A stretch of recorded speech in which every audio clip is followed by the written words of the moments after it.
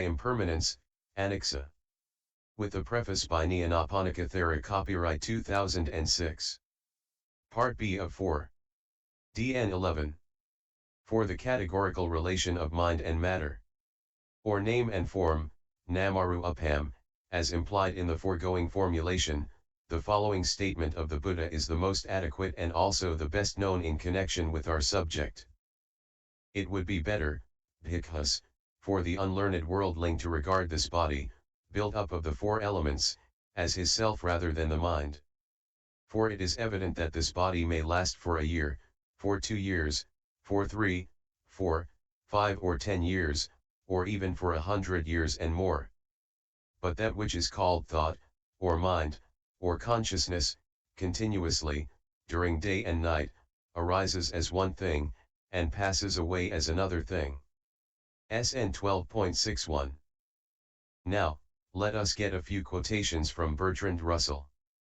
First, as regards substance matter, he says, "In former days, you could believe it on a philosophical ground that the soul is a substance and all substances are indestructible.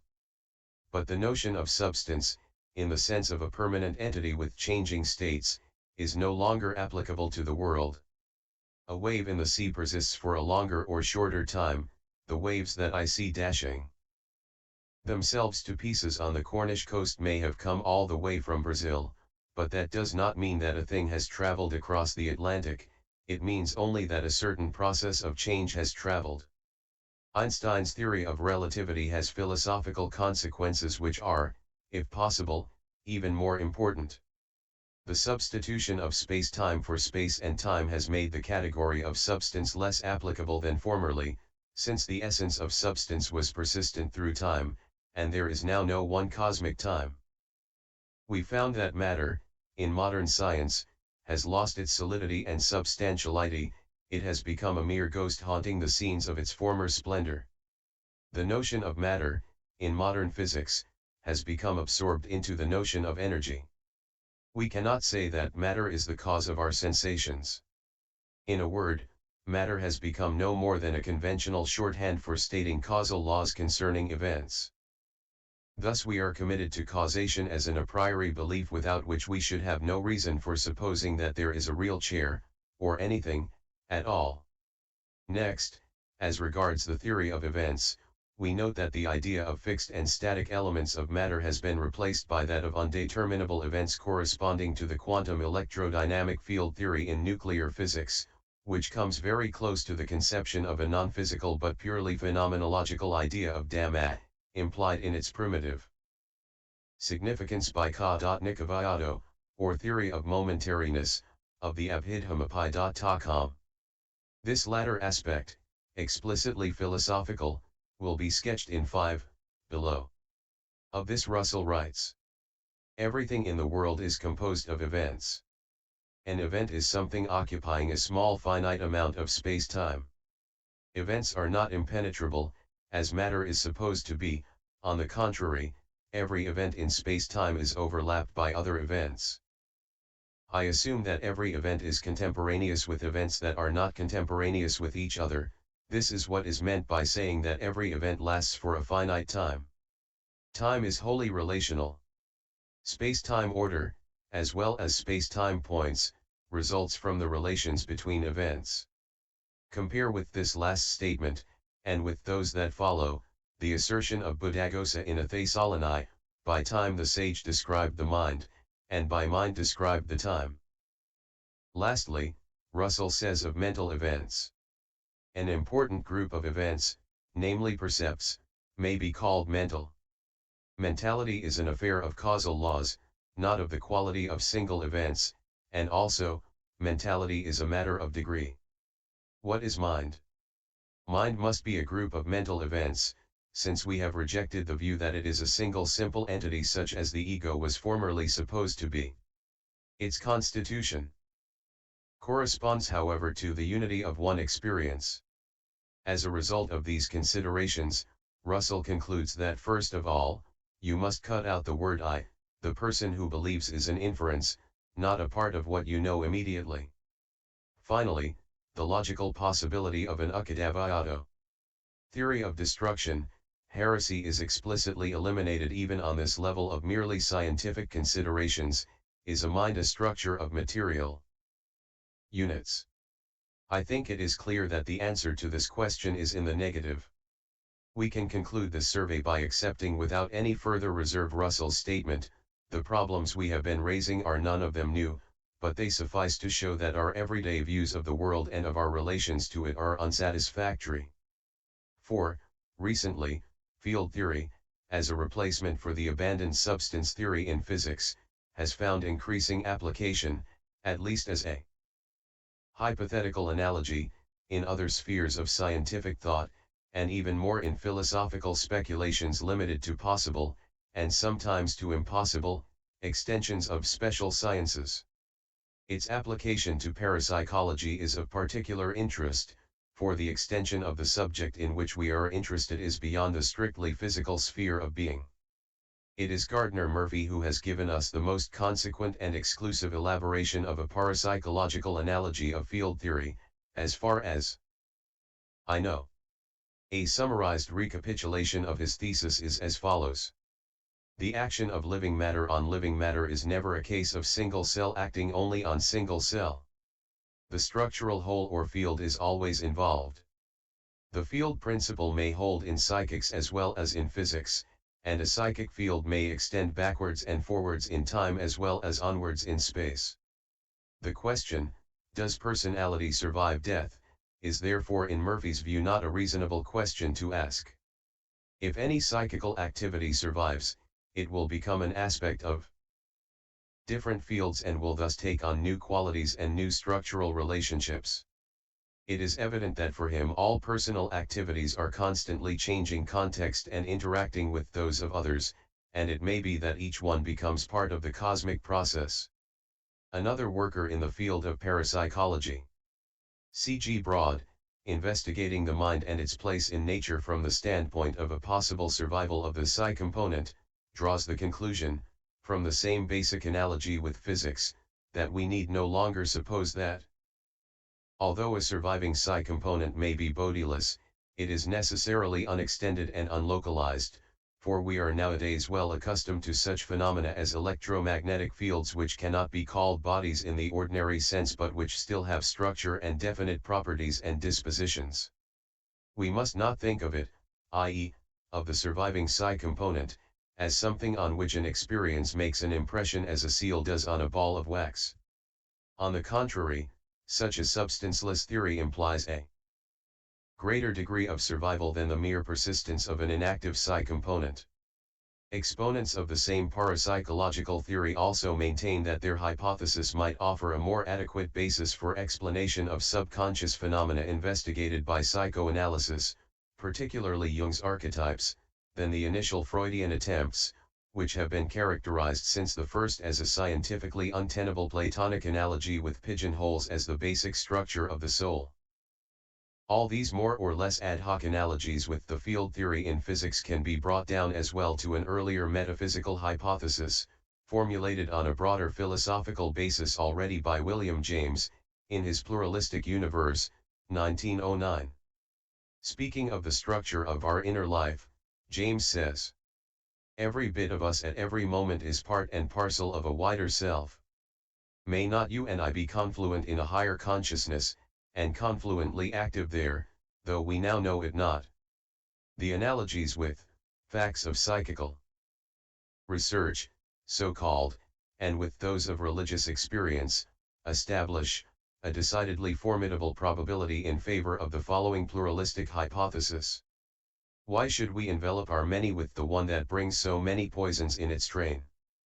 Instead of accepting along with the superhuman consciousness the notion that it is not all-embracing, the notion, in other words, that there is a God, but that he is finite, either in power or in knowledge, or in both at once.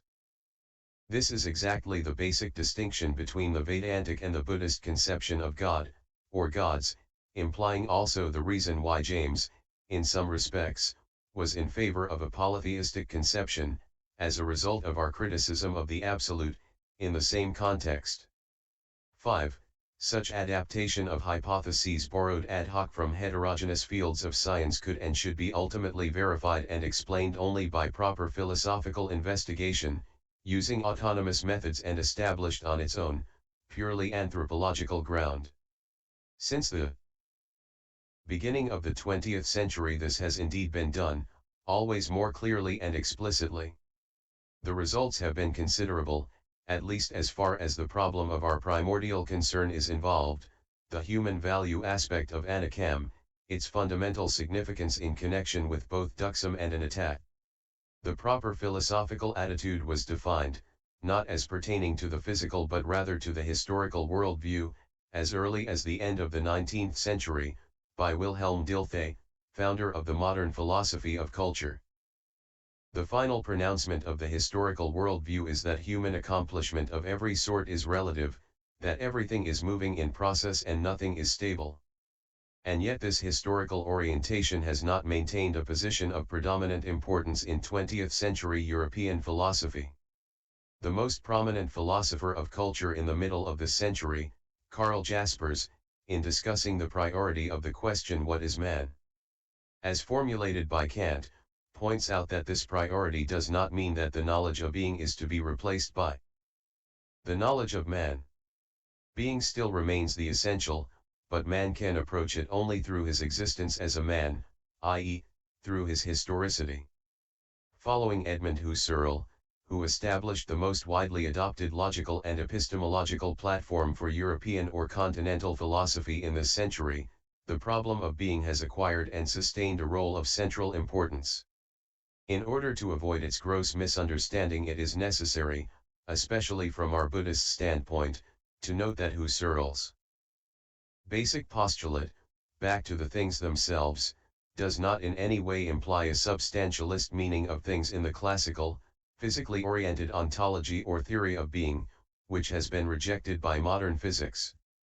The significance of being has been radically changed with the achievement of a deeper insight into both its physical and historical structure. This is revealed very clearly in the analysis of being by Nikolai Hartmann, who, more than Husserl and his closer followers, concentrated on implications of the ontological problem in the natural sciences. In this respect the standpoint of A. N. Whitehead in Anglo-American philosophy comes closest to that of N. Hartmann. Russell's theory of infinitesimal space-time events was not much more than an attempt to reduce to a pale rationalized scheme Whitehead's metaphysical conception of actual occasions and throbbing actualities, understood as pulsation of experience whose drops or puffs of existence guided by an internal teleology in their concrescence, analogous to the Buddhist Asankara in karmic formations, join the stream of existence, bhavana soto. The core of the Abhidhammo conception of the stream of existence consists in its theory of momentariness ka.nikavayado. Its modern analogy has found its first and best formulation in plain terms in the philosophy of William James, especially in his essay Does Consciousness Exist?, where the stream of consciousness or stream of thinking, which, when scrutinized, reveals itself to consist chiefly of the stream of my breathing, is elicited from his basic theory of pure experience, defined as the instant field of the present, this succession of an emptiness and fullness that have reference to each other and are of one flesh, succession in small enough pulses, which is the essence of the phenomenon. In the same connection, as the result of our criticism of the absolute, the metaphysical and metapsychical idea of a central self is reduced by James to the conscious self of the moment. The well-known Buddhist thesis of no self, anatta, or of a soulless psychology, is based on the same background of the theory of momentariness. This is also one of the points, and the most significant one, on which the philosophical conception of James coincides with Bergson. Terminologically at least, Bergson's designation of the same stream as flux du vécu, the word vécu, lived, seems to come closest to the meaning of the Pali bhava ngo, suggesting the articulated, ngo, texture of life experience. In Husserl's interpretation, things are simply taken to mean whatever is given, that which we see in consciousness, and this given is called phenomenal in the sense that it appears to our consciousness. The Greek word phenomenon does not necessarily indicate that there is an unknown thing behind phenomena, as in Kant's philosophy or in the Vedanta, or a backstage being, as Nietzsche ironically exposed it. From our standpoint, it is important to emphasize that Husserl's phenomenological method is neither deductive nor empirical, but consists in pointing to what is given and elucidating it. It claims, in other words, to be yathabhutam, or adequate to actual being. The analysis of the original meaning of the Greek term phenomenon has been performed in masterly fashion by Martin Heidegger. The word phenomenon, from the verb phanesthai, let's see, which is similar to the Pali eipasiko, has two meanings relevant for philosophy. The first is to show itself, the second, to seem as. Contemporary phenomenological philosophy uses it in the first sense, as merely letting something be seen, letting entities be perceived. The secondary meaning, indicating something which seems to remain hidden, or which relapses or gets covered again, or shows itself only in disguise, points to the historical process of constructing theories and views, Greek dasa, Sanskrit dristi, Pali didati, by which the primordially uncovered phenomena are rather concealed again, or kept in disguise. The same basic idea is adopted by Nikolai Hartmann, that a being is in itself means to say that it exists actually and not only for us. Being in itself does not need to be proved, it is given as the world itself is given. Hartmann's most valuable contribution, however, is his entrance into the profound analysis of what was above called the secondary meaning of the philosophical term phenomenon. His analysis distinguishes spheres and levels of being. Broadly, there are two primary spheres, designated as real and ideal being. In the sphere of the real, four structural levels are distinguished: matter, life, consciousness, and mind. In contexts eliciting such statements, it appears more and more obvious, from a Buddhist standpoint, how closely the meaning of the term phenomenon, as used in contemporary philosophy, approximates the basic meaning of Dhamma in the Abhidhamma theory. The last instance quoted from Hartmann may remind us even more specifically of the Kantha structures. However, beyond the possibility of extending this analogy of phenomenon as disclosure of being in itself understood as a process, it is felt more and more by several contemporary European philosophers, just as was the case in the original Buddhist counterpart, that the ontological purport of being, thus understood as phenomenon or Dhammo, must still be limited by a critical principle of essentially deeper significance. This principle has found its first, and until now its clearest, logical formulation in the Katokeo.tcom, Tetralemma, rule by the Buddha, as he regularly applies it to the avyayikatani or not designated problems, or dialectical antinomies of speculative thought, neither being, nor non-being, nor both being and non-being, nor neither being nor non-being, can express the existential purport and content of human reality.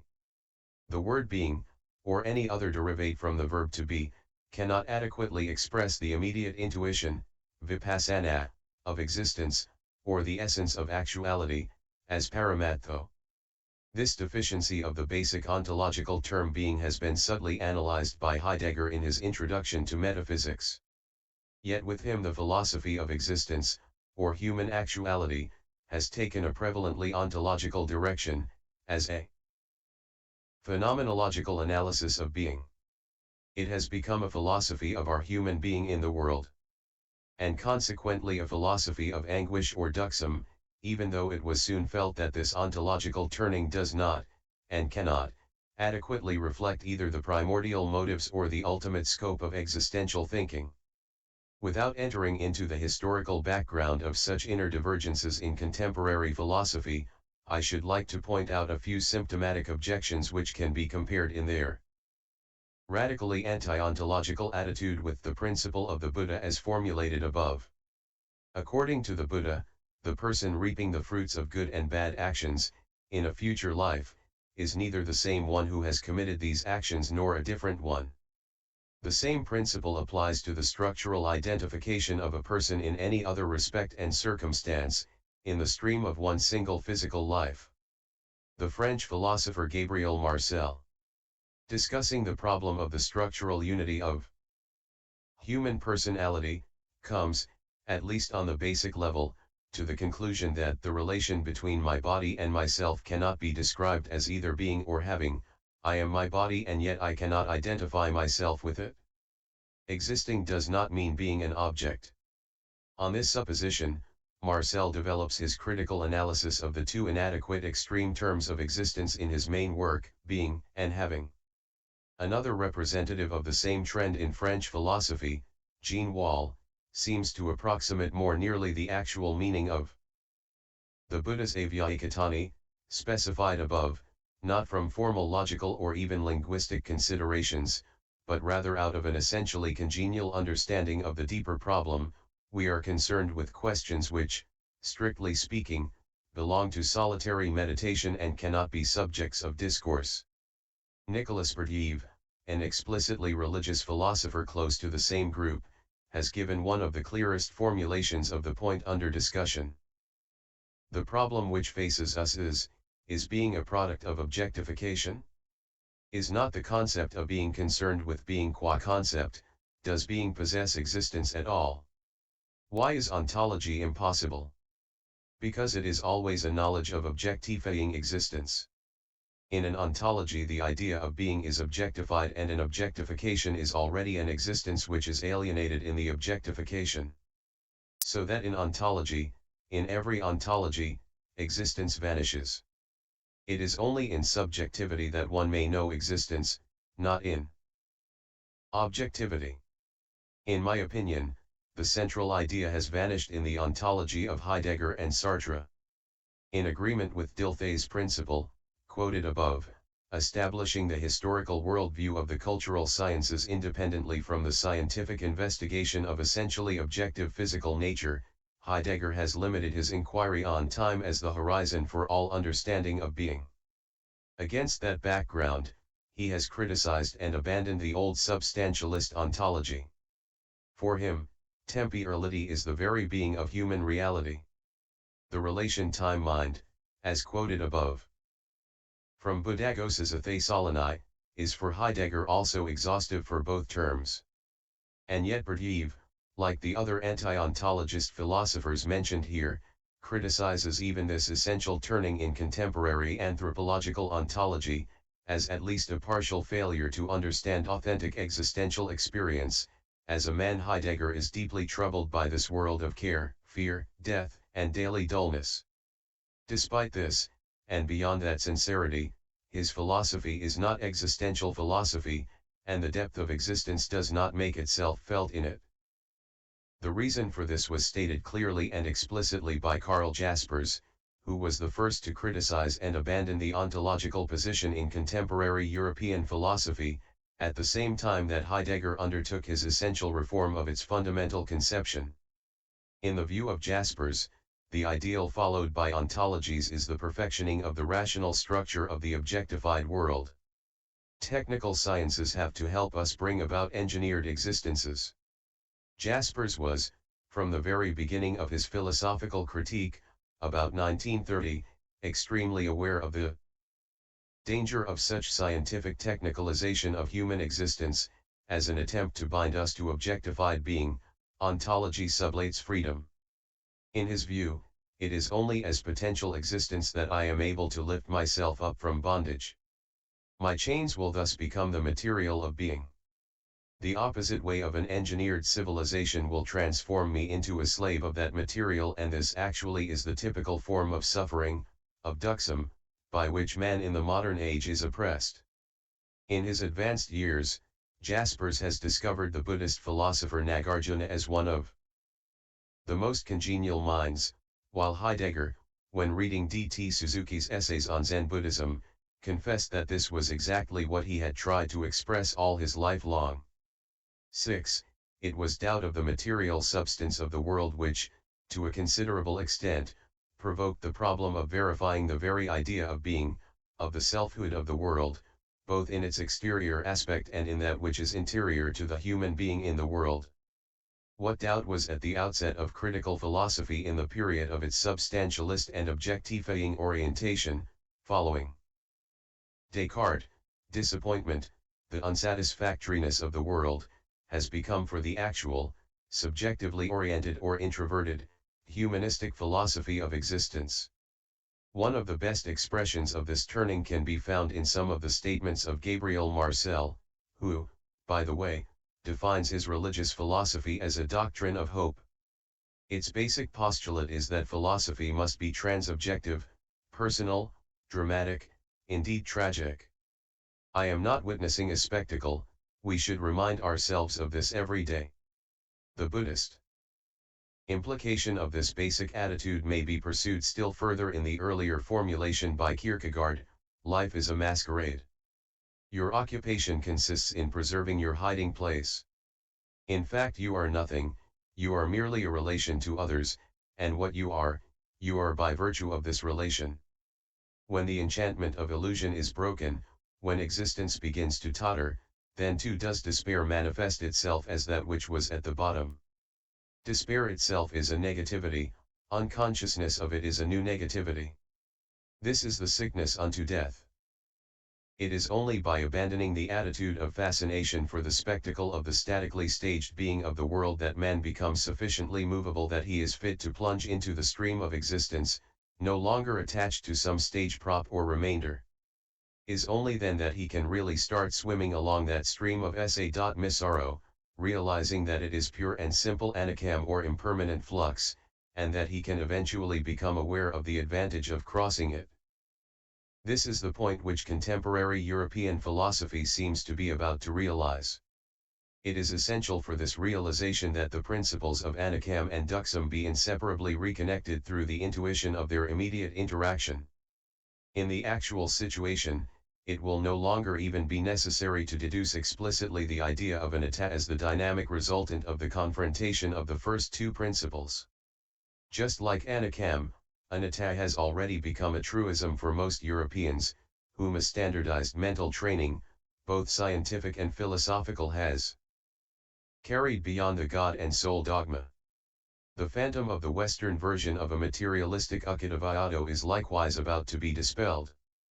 The critical missing link has only been between impermanence, anicam, and suffering, duksam. Due to the objectifying nature of scientific thinking, this link could never be revealed by a philosophy of nature subservient to science, not even of the type of Russell's popular literary criticism quoted above. It is obvious that only an existential experience of duksam, suffering or anguish, could bring about this realization. Today we have to thank, for this realization, the catastrophic results and further consequences, still being suffered, of 2 world wars in the 20th century. That is why a new philosophy, already nascent on the eve of the Second World War, has emerged in Europe explicitly as a philosophy of conscience rather than of mere consciousness.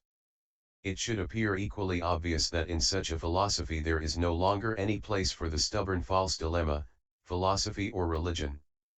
This last problem, which concerns philosophical faith, is more important for Buddhism than for any other religion. It has found its best diagnostical expression in several essays of Karl Jaspers, from which we extract a few hints. It is questionable whether faith is possible without religion. Philosophy originates in this question. Man deprived of his faith by the loss of his religion is devoting more decisive thought to the nature of his own being. No longer does the revealed deity upon whom all is dependent come first, and no longer the world that exists around us. What comes first is man, who, however, cannot make terms with himself as being, but strives to transcend himself. The unsheltered individual gives our epoch its physiognomy. Formerly the authority of the Church sheltered him and sustained him, gave him peace and happiness. Today philosophy is the only refuge for those who, in full awareness, are not sheltered by religion.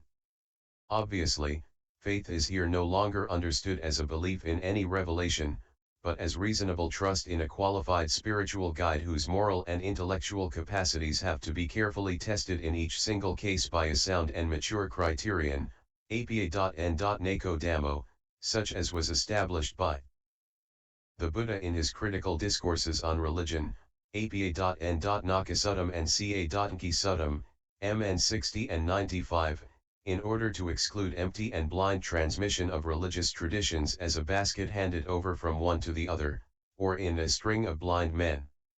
Oneself is the guardian of oneself, what other guardian could there be? DHP 160.